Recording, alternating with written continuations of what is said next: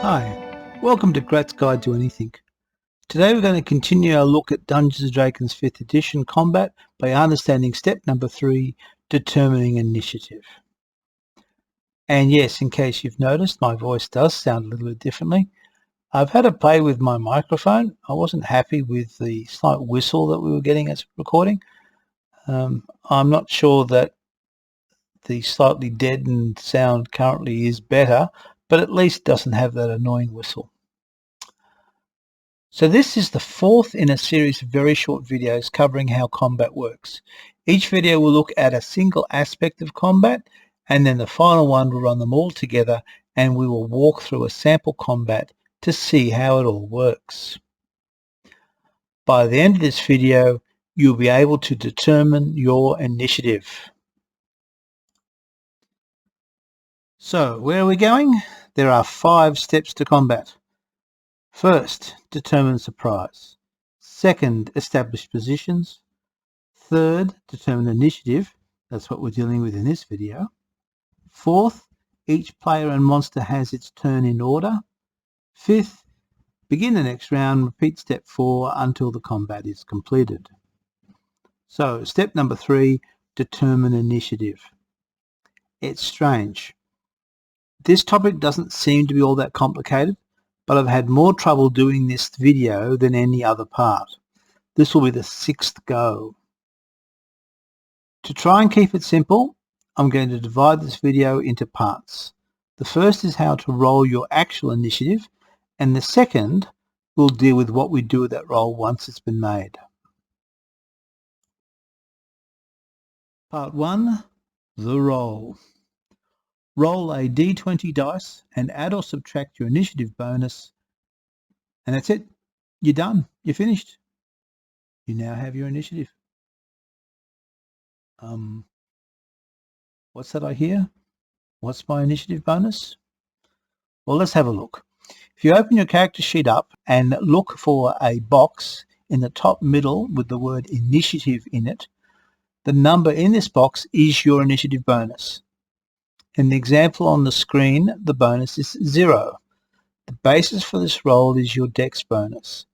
If you look on this sample sheet, you will see that the character's dex is 10. It's found on the left of the screen. So the dex bonus is 0, therefore this character's starting initiative bonus is also 0. Note that there is a swathe of items, skills, traits, abilities, feats, artifacts that can affect your score, but the determining stays the same. Roll a d20, add or subtract the various bits and bobs, done.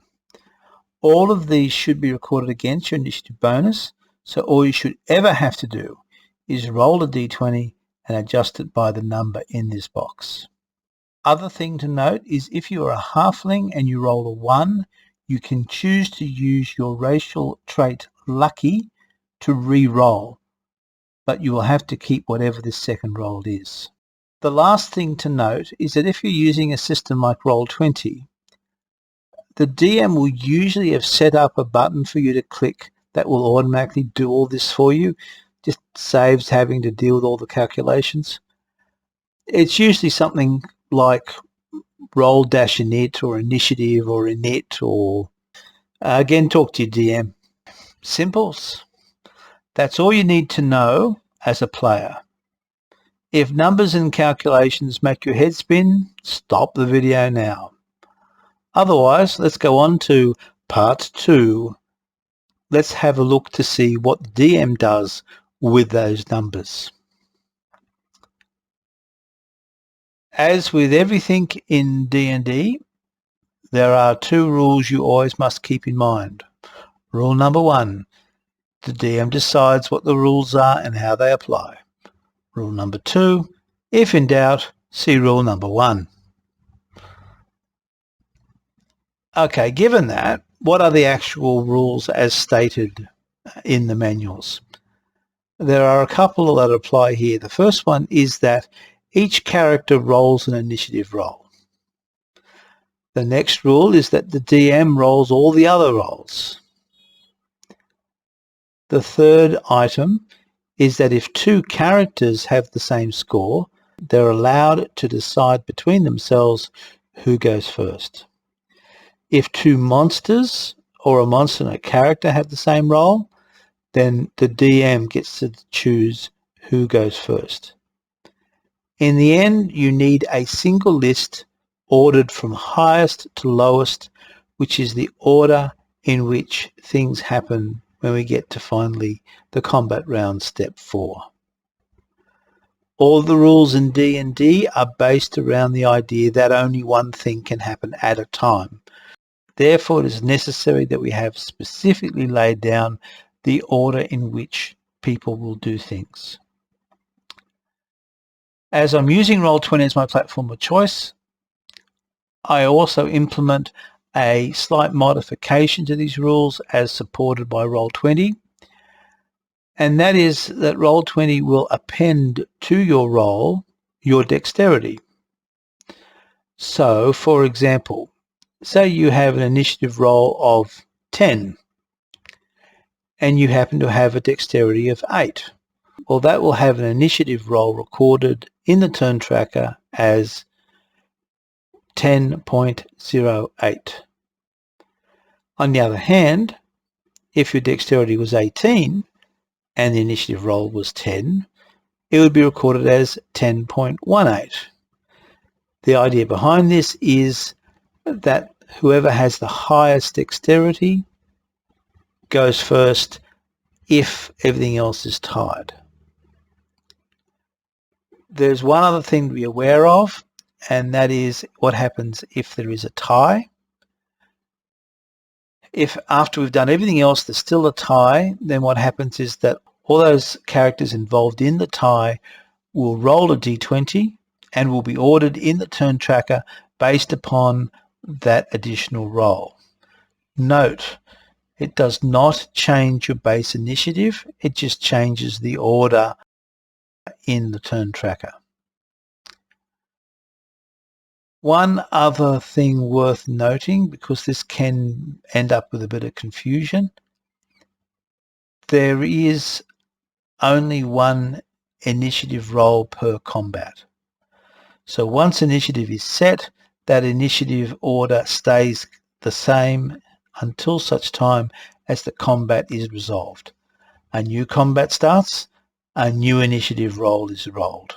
Let's run through an example to show how all this works. There is a party of 4 characters. We have Fred with a dexterity of 18, which will give him an initiative bonus of +4. We have Mary with a dex of 16, which will give her an initiative bonus of +3. We have Joan with a dexterity of 12, which will give her an initiative bonus of +1. And we have Jack, also has a dexterity of 12, which will give him initiative modifier of +1. In addition to that, our fun-loving DM has the enjoyment of all concerned provided the following monsters. We have a group of 3 nice fluffy panthers. They have a dexterity of 15, which gives them an initiative bonus of +2. And a nice big fluffy giant spider.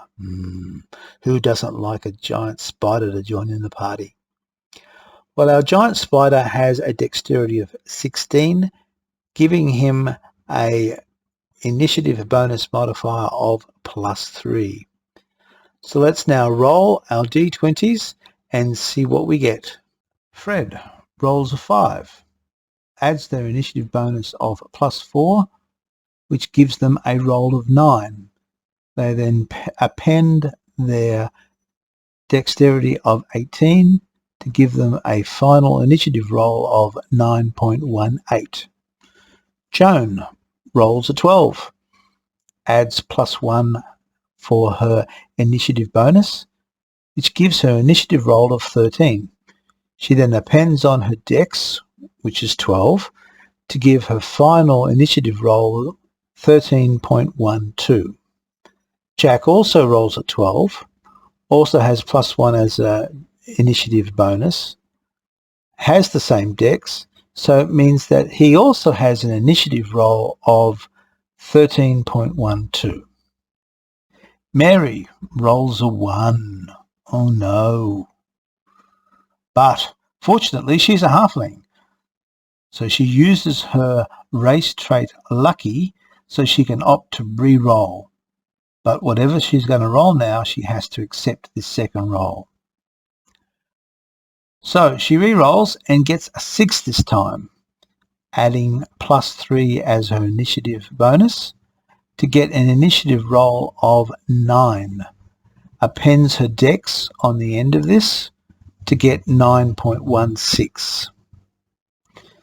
The DM takes pity on the poor giant spider who's trying to pick up the dice with his big legs but can't quite get there. So the DM dashes in, grabs the dice and rolls it for them, and rolls an 8.